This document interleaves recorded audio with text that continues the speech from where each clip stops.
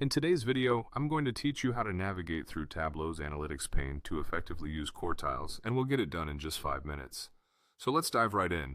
First, you'll want to open up the Tableau public app. If you don't have it open already, now's the time to do that. Once you have Tableau open, the next step is to access your worksheet. Make sure you're on the right worksheet as we go through this tutorial together. Now, considering that most of your data manipulation will happen here, let's move on to setting up our data correctly. You'll need to drag your price data to the columns area. Once you've done that, right-click it. When the menu pops up, hover over Measure and select Average. This option ensures you're working with the average of the price data, which is vital for our analysis using Quartiles. With your price data set up, it's time to incorporate some categorical data.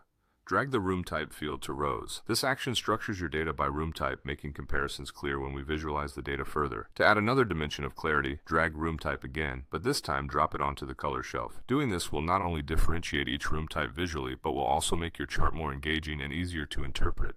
Next, take the neighborhood field and drag it to detail. Adding neighborhood information to the details lets you overlay more nuanced data into your visualization, giving deeper insights into how prices vary by area. To streamline the look of your chart, change your field type to circle. This step can be done in the marks card section, and to make sure everything is visible and comprehensible, change your view setting to entire view. This last tweak ensures that your workspace is maximized and that your data visualization is neat and complete. Now that your workspace is set, it's time to leverage Tableau's powerful analytics capabilities. Click on Analytics, which you'll find on the top menu. Doing so will open up a variety of analytic tools. Among these, locate Box Plot and drag that option down to your cell on the worksheet. When prompted, go ahead and click OK.